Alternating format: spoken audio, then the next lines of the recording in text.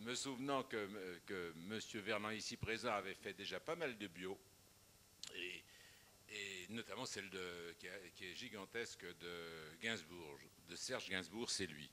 Et donc, sachant qu'il savait très bien faire, et sachant par ailleurs que jamais je ne me mettrais à écrire ce bouquin, parce que j'avais un doute fondamental sur l'intérêt que ça pouvait présenter pour ceux qui n'étaient pas du métier, et encore. Donc, il fallait quelqu'un pour m'accoucher. Et c'est lui qui l'a fait. Donc, on devait faire 20 heures d'entretien et on a fait 40 heures. C'est vous dire si on est bavards tous les deux. Et monsieur va s'en rendre compte très très vite. C'est presque un travail de psychanalyse d'ailleurs. Non, il y a quelque chose de tout à fait étonnant parce qu'on apprend énormément de choses dans les livres. Je ne savais pas que Philippe Gildas, par exemple, Philippe Gildas, j'ai dit, était né le 1er janvier 1963. Oui, oui, il n'a pas l'air, mais en fait, il est tout jeune. Il est à peine quadragénaire. C'est le seul type que je connaisse personnellement qui soit né effectivement à, ça faisait combien ça? Je ne sais pas compter, 28 ans. Oui, tu es né je suis né à 28 ans. Non, c'est une blague. Je suis devenu Philippe Gildas en 1963, le 1er janvier 1963, parce que j'étais rentré comme nègre, anonyme donc, pour aider le patron du journal du matin à Radio Luxembourg. Et le 1er janvier, ils avaient un peu trop arrosé le 1er janvier. La secrétaire n'était plus en état de taper et le chef pour qui je faisais nègre était parfaitement incapable de me lire parce qu'on écrivait tout à la main. À l'époque, il n'y avait pas les ordinateurs et on n'avait pas de machine à écrire. Donc on écrivait tout à la main. C'est comme ça qu'il m'a envoyé à l'antenne en disant « Mais puisque de toute façon c'est toi qui l'as écrit, tu peux y aller ». Et en descendant, je me suis souvenu que j'étais en exclusivité mondiale au SMIC, mais quand même dans un journal qui s'appelait Combat. Et que par ailleurs, créé par Camus, entre autres. Camus, pas créé par Camus, mais dont il a été la figure tutélaire. La figure totalement tutélaire. Mais il était malheureusement déjà mort quand j'y suis allé. Hein. Et la deuxième raison pour laquelle j'ai pris un pseudo, c'est que j'imaginais tout de suite que mon colonel, ou bien un capitaine, ou voire un adjudant, ou même un seconde classe de carrière, allait me dénoncer parce qu'il m'aurait reconnu parlant à la radio alors que j'étais encore bidas. C'était pendant la guerre d'Algérie et j'étais encore sous les drapeaux. Ça faisait donc deux bonnes raisons de changer de nom et j'ai pris le prénom de mon fils. Le manque de peau, c'est que je suis resté à la radio. Donc j'ai perdu mon nom. Je m'appelais Philippe Le Prêtre comme journaliste de presse écrite et là je suis devenu Philippe Gildas. Voilà, il sait tout. Est-ce que tu es devenu officiellement Philippe Gildas à un moment d'ailleurs? Sur le passeport, il n'y a qu'à la sécurité sociale où on ne peut pas changer.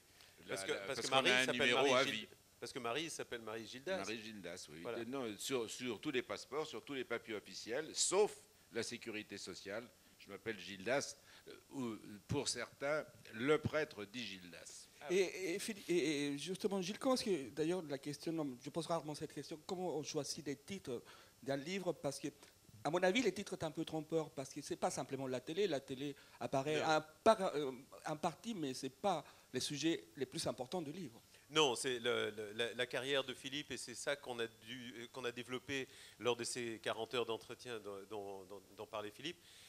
C'est qu'il a une très longue carrière dans les médias, et effectivement, à la limite, il y a plus de radio.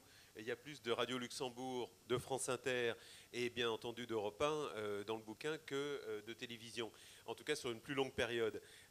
Mais pour lui donner raison, j'ai commencé dans la presse écrite, donc à Combat, et j'ai commencé en 1960. Merde, je ne sais même plus. Quoi? Combat.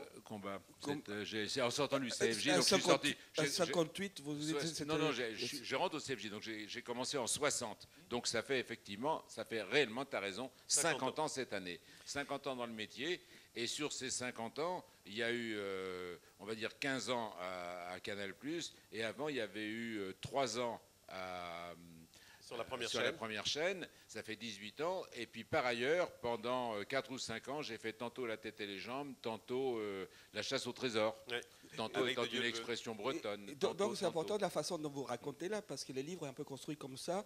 Beaucoup de flashbacks, au fait. Parce qu'on revient beaucoup sur beaucoup d'histoires qui se sont passées avant. C'est une façon tout à fait intéressante de raconter un parcours. Oui, et c'est parce que les flashbacks, c'est aussi le résultat des digressions du fonctionnement de la mémoire de Philippe. Et même si j'ai essayé de mettre le plus d'ordre possible dans le puzzle, et c'est sûr que il y a des choses qui sont arrivées à Philippe qui sont la conséquence d'expériences antérieures et qui font qu'effectivement il y a des flashbacks. Cela dit, c'est quand même une ligne chronologique relativement simple puisqu'on démarre à l'enfance et le dernier chapitre évoque Vivolta qui sont les aventures actuelles de Philippe. Et pour revenir au titre, je me suis dit que quelqu'un qui était quand même très très connu pour son autodérision, sinon il n'aurait pas supporté les pignolades à la fois des nuls, à nulle part ailleurs, et par la suite d'Antoine Decaune et José Garcia, etc. Je me suis dit que Philippe était prêt à supporter un titre qui était un petit peu ironique. Et donc c'est pour ça qu'on a appelé ça « Comment réussir à la télévision quand on est petit, breton avec des grandes oreilles ». Parce que s'il y a bien un gars qui s'est fait charrier sur sa taille et ses grandes oreilles, et même sa moumoute qu'il n'a pas, je peux vous le prouver, c'est Philippe, ici présent. Je vais le prouver tout seul, ça fait moins mal. Non, j'ai pas de moumoute, j'ai pas de talonnette, mais je ne fais qu'1m68 et j'ai effectivement de grandes oreilles, comme tous mes frères, et je suis l'aîné de 7 garçons, donc je ne vous conseille pas de m'attaquer si vous êtes seul. Mais justement, vous parlez des 7 frères, mais le fait d'avoir été l'aîné des 7 frères, et le fait aussi d'avoir été Boy Scout, j'ai relié les deux, ça n'a pas joué quand même un filigrane dans votre avenir professionnel plus tard, dans la façon d'envisager votre métier, voilà. Non, mais le métier, non. Mais dans le métier, ça m'a bien servi. C'est-à-dire que c'est vrai que quand on est l'aîné comme ça de 7 garçons, pas une fille en plus, très naturellement, il y avait entre... Le dernier de mes frères est très petit. Alors, par rapport à moi, il est très petit. En âge, pardon. 17 ans de différence. Il a 18 ans de moins que moi. Mais les autres, jusqu'au 6e, on est tous dans une fourchette de 10 ans. Donc, le catholique et breton, hein, la pilule n'existait pas, puis catholique surtout, donc vous imaginez. Et une maman très dévote, non? C'est parce que ma mère a failli mourir sur le 7e et dernier qu'elle s'est arrêtée, à mon avis, sinon elle était capable de battre des records du monde. C'est pas... Et donc, c'est vrai que dans ces cas-là, c'est l'aîné qui prend tout, c'est l'aîné qu'on accuse quand il y a le bordel quelque part, c'est de sa faute. Donc, comme on faisait énormément de bruit, surtout quand on habitait à la campagne, juste sous les fenêtres du bureau de mon père, j'ai passé plus de temps à genoux près de la cheminée, avec mon second frère qui petit à petit a pris sa part de la punition.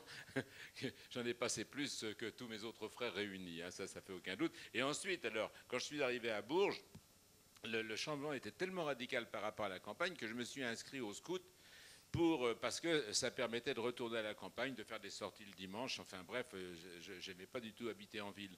Et c'est vrai que la conséquence a été que j'ai renoué avec ce passé de chef de bande involontaire que mon père avait décidé. Et là, comme scout, rentré très tard chez les scouts, je suis devenu très vite chef de patrouille. Enfin, je ne vais pas raconter ma vie des scouts, mais j'ai vraiment appris à diriger des équipes. C'est ça la question. Et c'est vrai qu'il a tout à fait... On ne se connaît pas du tout. Hein.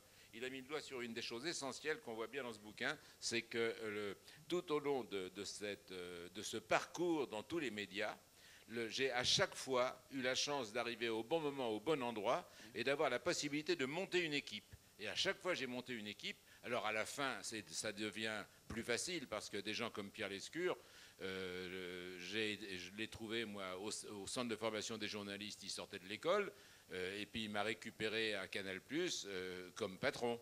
Il était le patron des programmes.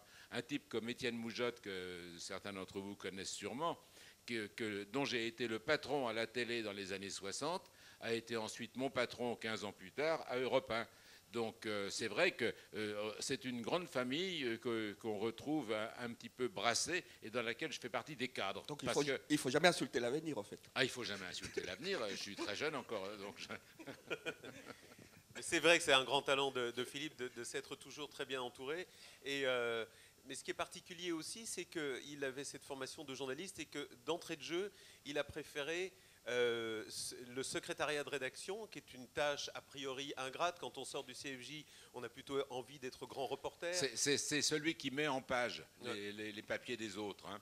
Donc qui passe beaucoup plus de temps à l'atelier de composition. Qui ne part pas en grand reportage. Et par la suite, comme chef des infos générales, c'est-à-dire tout ce qui n'est pas la politique intérieure ou internationale, ou qui n'est pas le sport. Ça, c'était à combat, ça. Oui, mais ça s'est répercuté par la suite en radio et ainsi qu'à la télévision quand tu as fait tes débuts en 69. Oui, le fait d'être secrétaire de rédaction, ça permet d'être très vite un vrai chef des informations générales. Hein. Les informations générales, on peut appeler ça les faits divers si vous préférez, ou tout ce qui n'est ni politique ni culture. Et effectivement, ce plus m'a énormément servi parce que quand je suis rentré à la télé, je suis rentré en 1969 et je suis rentré comme chef des informations générales, qui était le poste le moins qualifiant, si j'ose dire, hein, le moins recherché. Ouais. Et 3 mois après, j'étais le rédacteur en chef de tous les autres chefs de service. Donc, hein, alors que je n'étais pas rentré pour ça, mais c'est bien dire que j'avais bien appris avant, et notamment à la radio, j'avais bien appris à partir de cette première qualification à diriger des équipes, au point que quand on arrive à la télé, tout est à nouveau à refaire, puisqu'il y a eu mai 68 entre les deux. Et donc, à chaque fois que je suis arrivé quelque part, j'ai eu cette chance de tomber dans un vrai chantier où on pouvait s'insérer sans aucun problème, sans écraser personne, et amener tout ce qu'on avait envie d'inventer, ce qui est relativement étonnant et de plus en plus rare aujourd'hui, et à la radio et à la télé.